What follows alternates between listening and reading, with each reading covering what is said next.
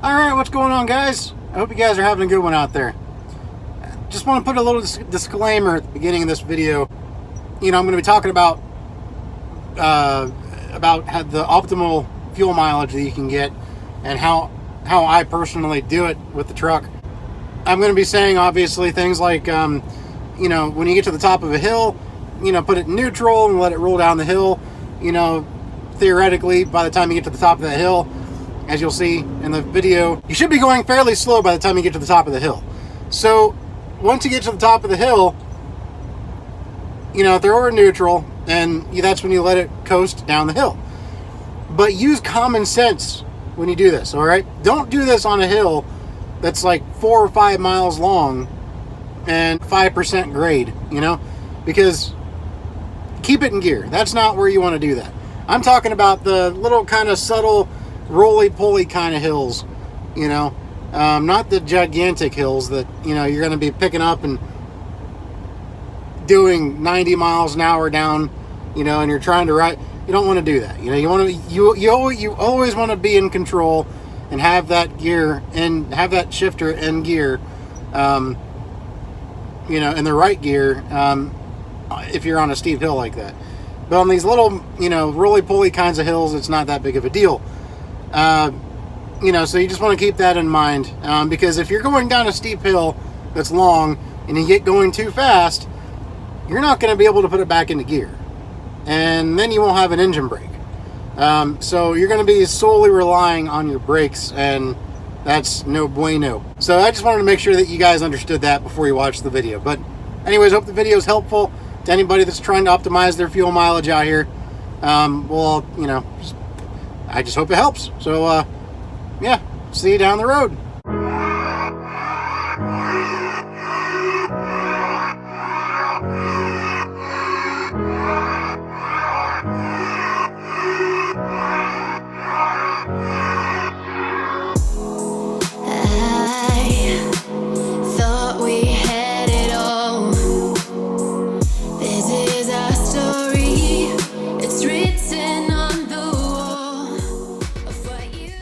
Alright, let's see what kind of fuel mileage we can get with this truck. I am currently grossing out right around the 78,000 mark. Going to be going through the hills in Pennsylvania, and we will see what kind of fuel mileage I get by manipulating the throttle to my advantage through the hills and using the hills to my advantage in this 10-speed Freightliner. I've gotten as good as 7.5. So we'll see if we can manage that or beat it this time. So we're gonna go ahead and I've got to reset my trip computer, and we'll get going. Right now it's sitting at 6.8, but I haven't reset it for a long time. So I got to come down here and then push these buttons right here. See how they go all the way? It goes whichever way. So now I got to go ahead and come over here to this, which now takes me to the trip info, and then I'll hit the menu button, the minus button to bring it down to wherever I need it to be, which right now I need to be on trip info, so I'll hit that arrow again, and then I'll hit it again, and then I will hit the up button, the plus button rather. Oh, I take that back, I'll hit the minus button. Now we'll go down here until we get, here we go. Hit the hold the plus button on the steering wheel, and then hit it again. Now we're to 0. So now we're going to go ahead and keep an eye on it. One thing I like about this truck is it tells you how many gallons you've used. So that helps, and it's accurate. It's actually very accurate.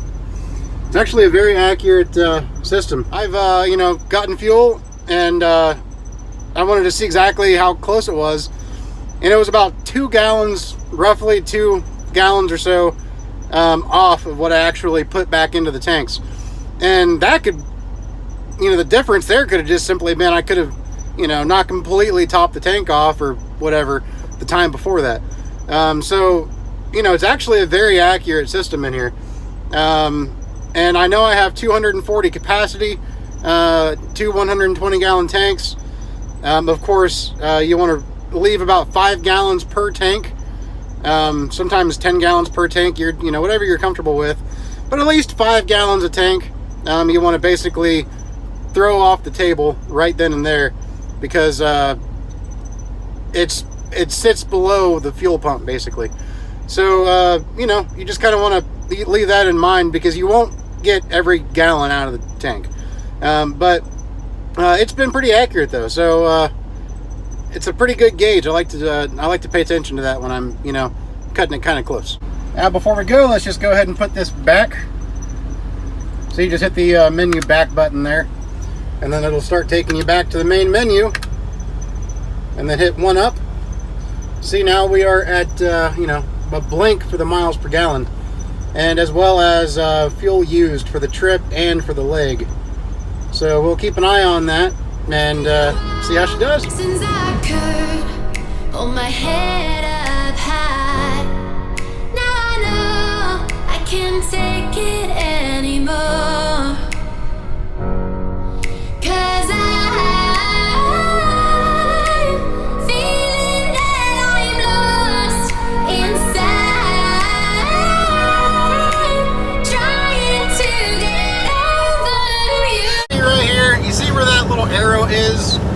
That indicates exactly where the fuel mileage is at right now. And right now it's sitting so low because it just reset, so it's kind of, you know, feeling things out. And I'm not actually getting that bad of fuel mileage.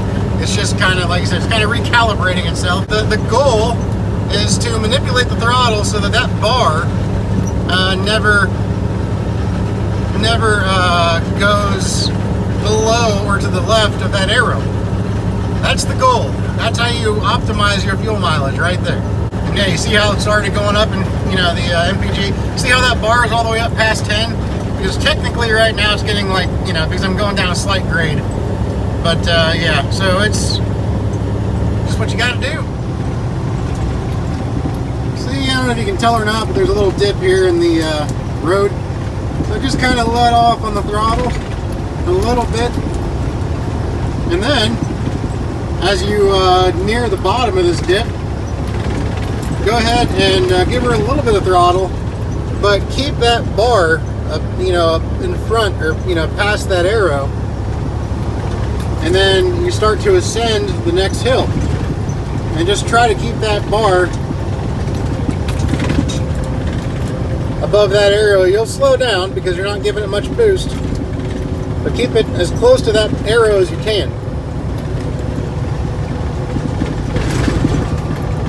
And then when you get to the top of the hill, just throw her into neutral and let her roll down the hill.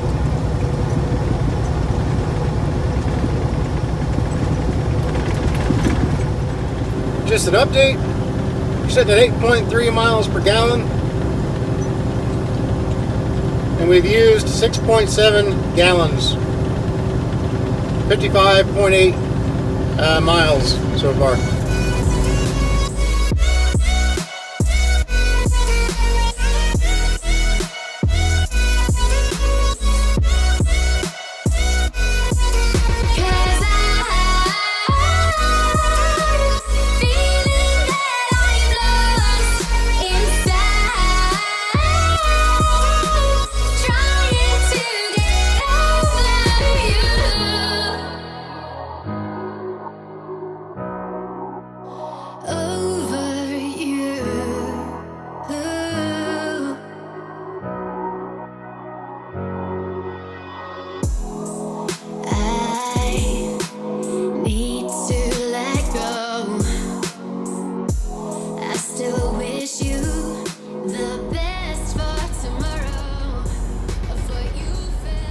Alright, well, that's not too bad. I've currently driven 230 miles. I've used 28.7 miles per gallon. And I am about 30 miles inside of Pennsylvania, which means I've been dealing with a lot of hills already. And I have still been averaging 8 miles per gallon in a 10-speed, with, you know, grossing around 78,000 pounds. So that's not bad. You know, I'm only about halfway to Allentown, so it'll drop. But I can't complain about that. I mean, 8 miles per gallon right there. Again, 78,000 pounds, hills, you know what 80's like, stuff like that. I mean, obviously the majority of where I was in Ohio was flat, you know, pretty flat anyway. But then, of course, the further you go east and you go up 71, then you go across 76, it progressively gets a little hillier. And then once you, it's funny, once you cross into Pennsylvania, it's like you've just gone through a doorway, and it just changes instantly, gets much hillier. Yeah, so not bad. 8 miles per gallon, 78,000+ pounds. I'm good with that.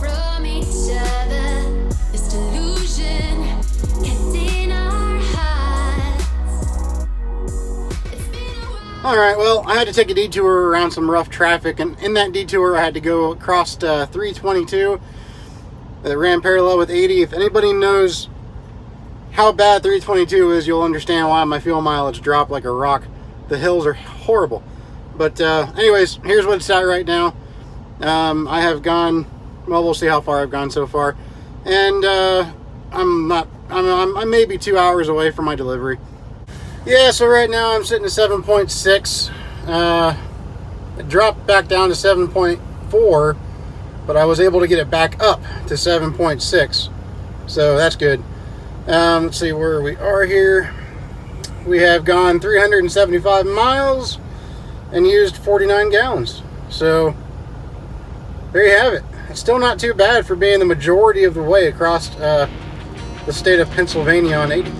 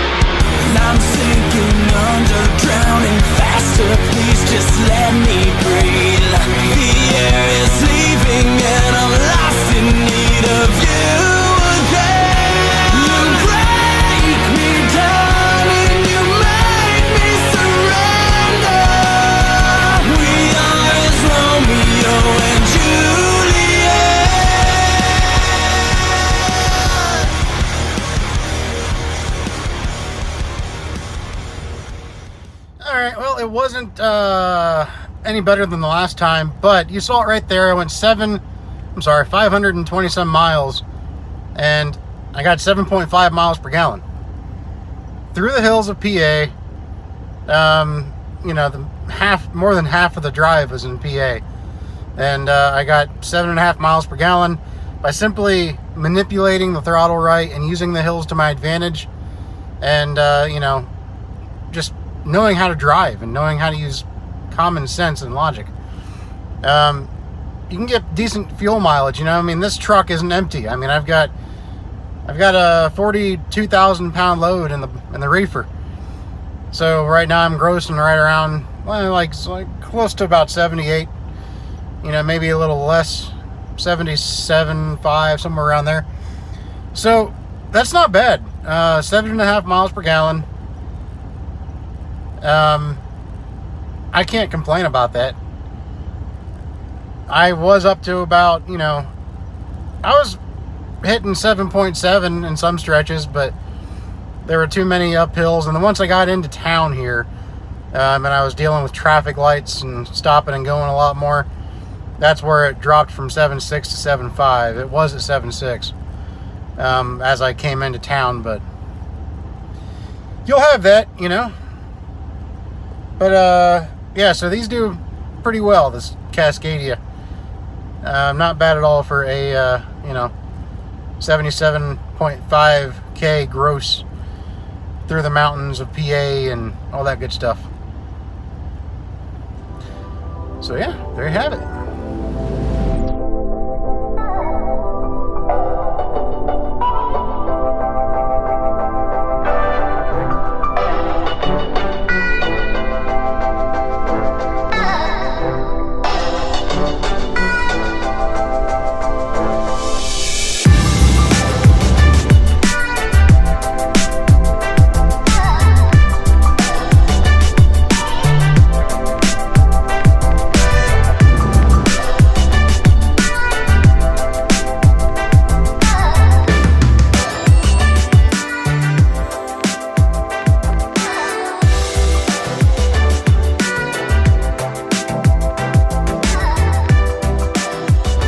Alright guys, what's going on? We have completed a full round. We're back at the fuel stop where I filled up the first time in the video, and here's the amount of fuel that it says I used, and I decided to go ahead and do a full loop and see exactly if it's perfectly accurate or how accurate it is. And yeah, I did this all in the name of science, guys. I risked running out of fuel for science. Not really. I wasn't that worried that I was going to run out of fuel.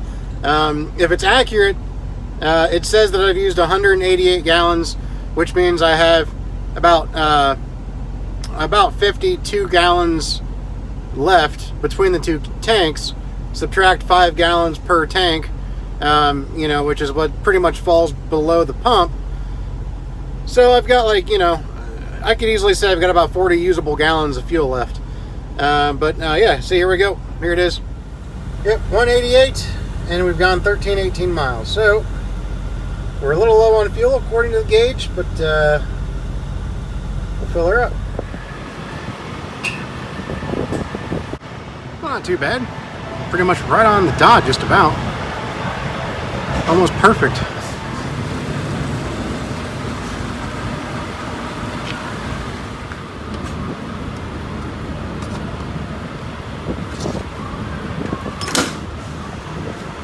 So, all in all, we averaged 7 miles per gallon for the round trip, which was 1,318 miles was the round trip, and we averaged 7. That's not bad. That is not bad for going over the hills in PA for more than half of that trip. And not to mention, we, it said on here we used 188.3 gallons, I believe it said. And I put in 189 gallons. So I'd say that computer's pretty accurate. I think I can maybe trust that now. I can rely on that. Put in 189 gallons when it said we used 188.3. So yeah, I'd say that's a win. I mean, that's pretty darn close. I'd also like to add that before I went on the cruise, you know how I was talking about before I'm doing the keto thing? Before I went on the cruise, I weighed myself, and okay, you know, full disclosure, I'm a fat ass. 338 pounds. Mother of God. 338 pounds before the cruise, all right? The average person gains 5 to 10 pounds on a week-long cruise. I didn't weigh myself when I got back from the cruise. But I have never gained less than 8 pounds on a cruise. So I can pretty much say that I probably got off the cruise, you know, and a lot of that's water weight because of the high sodium foods. But, you know, so you do lose that pretty quick. But you know, you could probably say I was about 345-ish when I got off the cruise. And that's when I immediately went into keto. And I've been doing that for 2 weeks. And I weighed myself today, and I'm down to 330. So I've probably lost at least 15 pounds in the last 2 weeks doing the keto thing. And I've only been to the gym twice, which I'm going to go again when I go back home this weekend. But yeah, I've been to the gym twice. I've been driving the truck, and I've still lost, strictly on the keto diet, I'd say about, you know, at least, you know, I mean, hell, even if you just want to take away the possibility of what I gained on the cruise, 338 pounds down to 30 pounds, 8 pounds in 2 weeks. You know, that's 4 pounds a week. But I know I gained weight on the cruise. There's no ifs, ands, or buts. I know I gained weight on the cruise. Everybody does. So I'm sure I probably, like I said, I probably got off that ship, and that ship was probably bobbing a little higher in the water once I got off of it. I'm just saying. So, not bad. I'd say, you know, 7.5 pounds each week that I've lost roughly on keto. So that encourages me. And I feel, as I said it before, I feel so much better too. It's not just the fact that I'm losing weight, but I obviously I feel better. Yeah, I'm in the fuel lane right now. I'm getting ready to pull out. But so yeah, let's go ahead and do that. And you know what sucks though, real quick? I'm just gonna say this. Next week, fuel prices in Ohio, they go up. I think they're talking about an increase of about 30 cents a gallon because of the taxes. Now, I don't know if that means that IFTA is going to be less. That might mean that we're going to pay less than IFTA, if anything. But I always hate that initial hit. But I do get a discount at a couple Flying J's, so that's always good. So yeah, like I think I got this fuel for around like mid 260s a gallon, somewhere around there. When it's like 3 without the discount. So that's not bad. But anyway, we're gonna get on the road and start this next round.